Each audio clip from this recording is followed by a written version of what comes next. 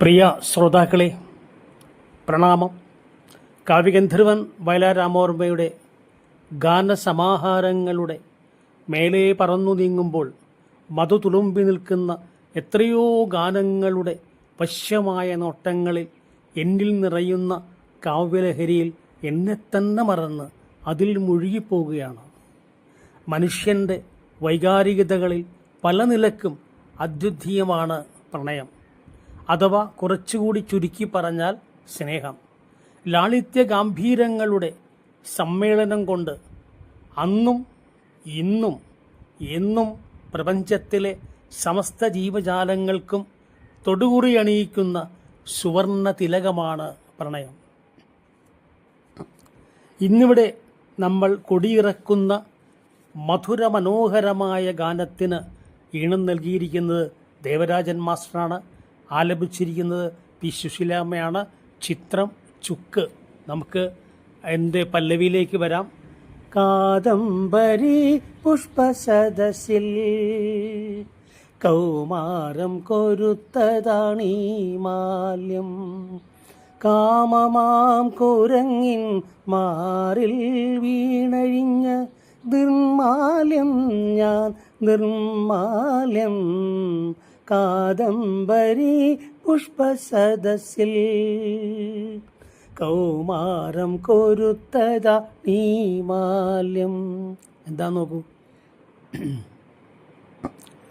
ഈ കാദംബരി പുഷ്പസദസ്സ് എന്ന് വെച്ചാൽ സൗന്ദര്യം വിടർന്ന് വിരിഞ്ഞു നിൽക്കുന്ന ഒരു പുഷ്പസദസ്സാണത്.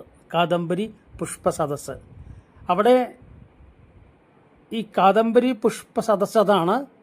അവിടെ കാദംബരിക്ക് അവിടെ ഈ മദ്യം അല്ലെങ്കിൽ ലഹരിയുടെ അർത്ഥമുണ്ട്. കാദംബരിക്ക് ഉന്മത്തിലെ മദ്യം പോലുള്ള ലഹരി. ആ ലഹരിക്ക് എന്താ പ്രത്യേകത എന്ന് വെച്ചാൽ ഉന്മത്തമാക്കാൻ പ്രാപ്തിയുള്ള അല്ലെങ്കിൽ ചിറകാർന്ന സ്വപ്നങ്ങൾ നൽകാൻ പ്രാപ്തിയുള്ള സുന്ദരികളുടെ സദസ്സാണ് കാദംബരി പുഷ്പസദസ്സ്. അവിടെ കാമമാം കുരങ്ങിൻ മാറിൽ വീണഴിഞ്ഞ നിർമാല്യം ഞാൻ നിർമാല്യം. അവിടെ കാമമാകുന്ന, കാമമെന്ന് വെച്ചാൽ അനിയന്ത്രിതമായ മോഹത്താൽ ഇവളുടെ കൗമാരപ്രായത്തിൽ കൊരുത്ത മാല്യം കുരങ്ങിൻ്റെ കയ്യിൽ കിട്ടിയതോടെ എന്നിൽ വിടർന്ന മോഹങ്ങളും സ്വപ്നങ്ങളും തകർന്ന് ഒടുവിൽ ഉപയോഗശൂന്യമായി വലിച്ചെറിയപ്പെട്ട പൂക്കളെ പോലെ അത് എന്തായിട്ട് മാറി? നിർമാല്യമായിട്ട് മാറിയെന്ന് പറയുക. നിർമാല്യം മീൻസ് ഉപയോഗശൂന്യമായ ഒരു പൂവായിട്ട് എന്നെ മാറ്റിയെടുത്തു വരെന്ന് പറയുക. ഇവിടെ വളരെ ഗംഭീരമായിട്ട് ഒരു കാര്യം പറയുന്നുണ്ട്. കുരങ്ങിൻ്റെ കയ്യിലെ പൂമാല എന്ന പഴഞ്ചൊല്ലിന് എത്രത്തോളം കാവ്യാത്മകമായിട്ടാണ് വയലാർ വർണ്ണിച്ചിരിക്കുന്നത്. ഇവിടെ നമ്മൾ ശ്രദ്ധിക്കേണ്ടത്, ഇനി അനുപല്ലവിയിലേക്ക് പോകുമ്പോൾ ഈ പെൺകുട്ടി അങ്ങനെ ഒറ്റപ്പെട്ടു പോവുകയാണ്.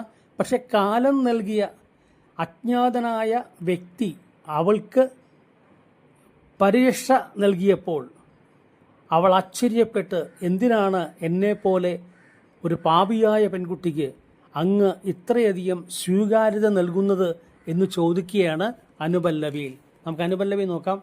എന്തിനിതു തെരുവിൽ നിന്നെടുത്തു, എന്നെ എന്തിനു നിൻ ചിറകുകൾ പൊതിഞ്ഞു, സ്വർഗശോപാനത്തിൽ നിന്നു നീ എന്തിനീ മദ്ദലനയിൽ വന്നു, എൻ്റെ ഈ മദ്ദലനയിൽ വന്നു. മൂടുക മൂടുക രോമഹർഷങ്ങളാൽ മൂടുകി കൈനഹവടുക്കൾ എന്നാ പറയണേ. നമുക്ക് നോക്കാം എന്താണ് ആദ്യം പറയണത്. എന്തിനിതു തെരുവിൽ നിന്നെടുത്തു, എന്നെ ഈ ലോകം തെരുവിലേക്ക് വലിച്ചെറിഞ്ഞ അല്ലെങ്കിൽ വിലയില്ലാത്ത ഒന്നായി കണ്ട എന്നെ എന്തിനാണ് എൻ്റെ പ്രിയനായ നീ സ്വീകരിച്ചത്? വീണ്ടും ചോദിക്കുകയാണ്, എന്തിനു നിൻ ചിറകുകൾ പൊതിഞ്ഞു, എന്തിനാണ് നിന്റെ സംരക്ഷണ ചിറകുകൾ കൊണ്ട് എന്നെ പൊതിഞ്ഞത്. വീണ്ടും ചോദിക്കുന്നു, സ്വർഗശോഭാനത്തിൽ നിന്നു നീ എന്തിനീ മദ്ദലനയിൽ വന്നു, എൻ്റെ ഈ മദ്ദലനയിൽ വന്നു. ഉന്നതമായ സോപാനത്തിൽ നിന്നും ഉന്നതമായ പദവിയിൽ നിന്നും എന്തിനാണ് നീ ഈ പാപത്തിൻ്റെ കണ്ണീരൊഴുക്കി പശ്ചാത്താപത്താൽ ജീവിക്കുന്ന എൻ്റെ മഗ്ദലനയിൽ എന്തിനാ വന്നതെന്ന്. ഈ മഗ്ദലന എന്ന് വെച്ചാൽ മറിയത്തിൻ്റെ സ്വദേശമാണ്. കാരണം ഇസ്രായേലിലെ ഗലീലി കടൽത്തീരത്തുള്ള പ്രദേശമാണ് മഗ്ദലന. ആ ഗ്രാമത്തിലാണ് മറിയത്തിൻ്റെ ജന്മദേശം. ഈ മറിയത്തിന് ക്രിസ്തുവായിട്ട് വളരെയധികം ബന്ധമുണ്ടായിരുന്നു. അത് നമ്മളെ മലയാളത്തിൽ വള്ളത്തോൾ നാരായണ മേനോൻ്റെ പ്രസിദ്ധമായ മഗ്ദലന മറിയം എന്ന കാവ്യം ഈ പേരിന് വലിയ സാംസ്കാരിക പ്രാധാന്യം നൽകിയുണ്ടായി. പാപപങ്കിലമായ ജീവിതം നയിച്ചിരുന്ന മഗ്ദലന മറിയം ക്രിസ്തുവിനെ കണ്ടുമുട്ടുന്നതിലൂടെ പശ്ചാത്താപത്തിൻ്റെ കണ്ണീരൊഴുക്കി വിശുദ്ധിയിലേക്കും നന്മയിലേക്കും മാറുന്നതാണ് ഈ കാവ്യത്തിൻ്റെ ഇതിവൃത്തം. അപ്പം അത്രയ്ക്ക് ഈ മഗ്ദലന എന്ന് വെച്ചാൽ അവിടെ പാപികൾ താമസിക്കുന്നിടം എന്നുള്ള ഒരു ധാരണയിലാണ് വയലാർ ആ പദം പ്രയോഗിച്ചിരിക്കുന്നത്. നീ എന്തിനാണ് ഈ മഗ്ദലനയിൽ വന്നതെന്ന് ചോദിക്കുന്നത്. എന്നിട്ട് പറയുകയാണ്, മൂടുക മൂടുക രോമഹർഷങ്ങളാൽ മൂടുകി കൈനഖവടുക്കൾ, നിന്റെ സ്നേഹലാളന സ്പർശത്താൽ ലോകം ക്രൂരതയുടെ തീവ്രമായ വികാരങ്ങളാൽ എനിക്ക് സമ്മാനിച്ച ഇന്നും മായാതെ നിൽക്കുന്ന അപമാനങ്ങളുടെയും മുറിവുകളുടെയും നഖപ്പാടുകൾ, നഖവടുക്കൾ എന്ന് പറയുന്നത്, ആ നഖപ്പാടുകൾ നിന്റെ പ്രേമാനുഭൂതികളാൽ പുതപ്പിക്കാൻ. എന്തൊരു മനോഹരമായിട്ട് അനുപല്ലവി അവസാനിക്കുന്നു നോക്കൂ. ഇനി നമ്മൾ ചരണത്തിലേക്ക് വന്നാൽ ചരണത്തിൽ അതിമനോഹരമായ കാവ്യബിംബങ്ങൾ ബിംബങ്ങൾ അവതരിപ്പിച്ചിരിക്കണം കവി ഇവിടെ. ഈ പെൺകുട്ടി ആരംഭിക്കുന്ന നിസ്സഹായതയിൽ നിന്നാണെങ്കിൽ പിന്നീട് ഈ അജ്ഞാതനായ മനുഷ്യൻ്റെ സാമീപ്യം കൊണ്ടും സ്നേഹം കൊണ്ടും ലാളന കൊണ്ടും ഈ കുട്ടിയിൽ വല്ലാത്തൊരു വികാര തരളിതമാകുകയും പിന്നീട് അവൾ ചൊല്ലുന്ന മൊഴിയുന്ന വാക്കുകൾക്കെല്ലാം ഒരു പ്രേമസല്ലാപത്തിൻ്റെ മധുരമുണ്ടായിരുന്നു എന്നാണ് കവി പറയുന്നത്. അപ്പോൾ പ്രേമസല്ലാപത്തിൻ്റെ മധുരം നമുക്ക് അനുഭവിക്കണ്ടേ? നമുക്ക് ചലനത്തിലേക്ക് വന്നു നോക്കാം. എന്താന്ന് നോക്കൂ. എന്തിനി നിൻപനി നീർത്തളിച്ചു, വീണ്ടും എന്തിനി തിന്നിതളുകൾ മുളച്ചു, പുഷ്പതുണീരവും കൊണ്ടു നീ എന്തിന് പുഷ്കരണിയിൽ വന്നു, കണ്ണുനീർ പുഷ്കരണിയിൽ വന്നു, ചൂടുക ചൂടുക വാരിയെടുത്തു നീ ചൂടുകി പല്ലവപുടങ്ങൾ. നോക്കൂ, എന്തിനി നിൻപനി നീർത്തളിച്ചു, വീണ്ടും എന്താ പറഞ്ഞ, എന്തിന് എന്നിൽ നഷ്ടപ്പെട്ടു എന്ന് കരുതിയ ജീവിതഗന്ധങ്ങൾക്ക് നീ എന്തിനാണ് വീണ്ടും പനിനീർ തളിച്ച് എന്നെ ഉന്മേഷവതിയാക്കിയത് ചോദിക്കുകയാണ്. വീണ്ടും ചോദിക്കുകയാണ്, എന്തിനീ തിന്നിതളുകൾ മുളച്ചു, എന്തിന് നീ എന്നിലേക്ക് പകർന്നു തരുന്ന മോഹാനുഭൂതിയാൽ എന്നിൽ വീണ്ടും വീണ്ടും മോഹങ്ങളുടെ ഇതളുകൾ വിരിയിപ്പിക്കുന്നത് എന്തിനാണെന്ന് ചോദിക്കുകയാണ്. വീണ്ടും ചോദിക്കണോ, പുഷ്പതുണീരവും കൊണ്ടു നീ എന്തിന് പുഷ്കരണിയിൽ വന്നു, കണ്ണുനീർ പുഷ്കരണിയിൽ വന്നു. ഈ പുഷ്പതുണീരം മലയാളത്തിൽ പറയുന്നത് ഈ കാമദേവൻ്റെ അമ്പുകൾ സൂക്ഷിച്ചിരിക്കുന്ന 5 അമ്പുകളുണ്ട് അദ്ദേഹത്തിന്. ആ 5 അമ്പുകൾ സൂക്ഷിച്ചിരിക്കുന്ന തൂണി എന്നാണ് പറയണം മലയാളത്തിൽ. ഈ തുണീരം സംസ്കൃത വാക്കാണ്, മലയാളത്തിൽ തൂണി എന്ന് പറയും. ആ തൂണിയിൽ കാമദേവൻ്റെ 5 അമ്പുകളാണ് സൂക്ഷിച്ചിട്ടുള്ള. ആ തൂണിയും കൊണ്ടാണ് ഈ കണ്ണുനീർ പുഷ്കരണിയിൽ വന്നു നിൽക്കുന്നത്. ആര്?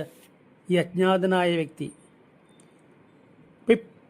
ഈ പുഷ്കരണി എന്നാൽ പുഷ്പങ്ങൾ നിറഞ്ഞു നിൽക്കുന്ന ജലാശയമാണ്. ഇവിടെ കണ്ണുനീർ പുഷ്കരണിയാണ്. കാരണം പെണ്ണിൻ്റെ ഇന്നലകളുടെ ദുരിതപൂരിതമായ ജീവിതത്തിൽ നിന്നും ഉറവിട്ട കണ്ണുനീരിൻ്റെ ജലാശയമാണ്. ആ ജലാശയത്തിൽ നീ എന്തിന് എന്നിൽ വിരിയിപ്പിച്ച വികാരവതിയായ പുഷ്പങ്ങളാണ് ആ ജലാശയത്തിൽ വിരിഞ്ഞു നിൽക്കുന്നത് എന്ന് വെച്ചാൽ, ഈ പെൺകുട്ടി പറയുന്നത്, ഞാൻ പറഞ്ഞില്ലേ, പെൺകുട്ടി ആകെ മാറിക്കഴിഞ്ഞു. ഇപ്പോൾ പെൺകുട്ടി തൊടുക്കുന്ന ഓരോ വാക്കുകൾക്കും നല്ല നല്ല വികാര തരളിതമായ രുചിയുള്ള വാക്കുകളാണ് ഉപയോഗിക്കുന്നത്. നമുക്ക് നോക്കാം എന്താ ഇത് പറയുന്നത്. ജലാശയം കണ്ണുനീരാണെങ്കിൽ, ജലാശയം എൻ്റെ ഇന്നലകളുടെ കണ്ണുനീരാണെങ്കിൽ, അതിൽ നിറയെ വിരിഞ്ഞു നിൽക്കുന്ന പുഷ്പങ്ങളെല്ലാം നീ തൊടുത്ത പുഷ്പപാടങ്ങളാൽ എന്നിൽ ഉണർത്തിയ വികാരമോഹങ്ങളുടെ പ്രതിബിംബമായി ജലാശയത്തിൽ വിരിഞ്ഞ് വിതിർത്ത് വികാരവതിയായി നിൽക്കുകയാണെന്ന്. ഇതാണ് കുട്ടി പറയുന്നത്. ആ കുട്ടി എത്രയോ മാറിക്കഴിഞ്ഞു. അപ്പോൾ നല്ല മനുഷ്യൻ്റെ സാമീപ്യം കൊണ്ട് ഒരു പെൺകുട്ടിക്ക് മാറ്റം അസാധ്യമല്ല, സാധ്യമാണെന്ന് വയലാർ വീണ്ടും അടിവരയിട്ട് പറയുകയാണ്. ഇതിൽ കൂടി വീണ്ടും പറയണോ? ചൂടുക വാരിയെടുത്തു നീ ചൂടുകി പല്ലവപൂടങ്ങൾ. പുതുതാരുണ്യവതിയായി നിൽക്കുന്ന എന്നെ വാരിയെടുത്ത് ചൂടുക എന്ന് പറഞ്ഞാൽ, എന്നിൽ തളിരിട്ട വികാരങ്ങളെയും അതിൻ്റെ പുതുനാമ്പുകളെയും നീ വന്ന് പുണർന്ന് നുകർന്ന് എൻ്റെ മനസ്സിൻ്റെ ചക്രവാളത്തിൽ നീ ഉണർത്തിയ വികാര തളിരിലകൾ പ്രേമലിഖിതത്തിൻ പൊൻലിപിയായി മാറട്ടെ. ഇതിൽ തുണീരമെന്ന വാക്കും പുഷ്പകരിണി എന്ന വാക്കും പല്ലവപുടം എന്ന വാക്കെല്ലാം സംസ്കൃത പദങ്ങളാണ്. അപ്പോൾ സംസ്കൃത പദങ്ങളോട് ചേർത്തപ്പോൾ ഈ ഗാനത്തിന് ഒരു പ്രത്യേക ഗരിമയും മഹത്വം ഉണ്ടാക്കുകയാണ് വയലാർ. നമ്മളിവിടെ ഇന്ന് പിരിയുകയാണ്. ഇവിടെ നമ്മൾ ഇഷ്ടപ്പെട്ട സബ്സ്ക്രൈബ് ചെയ്യണം, ലൈക്ക് ചെയ്യണം, ഷെയർ ചെയ്യണം, അഭിപ്രായം കുറിക്കണം. ഏവർക്കും ശുഭരാത്രി നടന്നുകൊണ്ട് ഈ ഗാനമൊന്ന് ആലപിക്കുകയാണ്. കാദംബരി പുഷ്പസദസ്സിൽ കൗമാരം കൊരുത്തത നീമാല്യം, കാമമാം കുരങ്ങിൻ മാറിൽ വീണഴിഞ്ഞ നിർമാല്യം ഞാൻ നിർമാല്യം.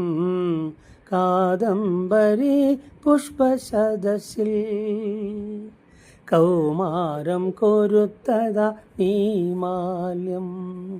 എന്തിനിതു തെരുവിൽ നിന്നെടുത്തു എന്നെ, എന്തിനു നിൻ ചിറകുകൾ പൊതിഞ്ഞു. എന്തിനിതു തെരുവിൽ നിന്നെടുത്തു എന്നെ, എന്തിനു നിൻ ചിറകുകൾ പൊതിഞ്ഞു. സ്വർഗസോപാനത്തിൽ നിന്നു നീ എന്തിനീ മദ്ദലനയിൽ വന്നു. എൻ്റെ മദ്ദലനയിൽ വന്നു. മൂടുക രോമഹർഷങ്ങളാൽ മൂടുകി കൈനഖവടുക്കൾ.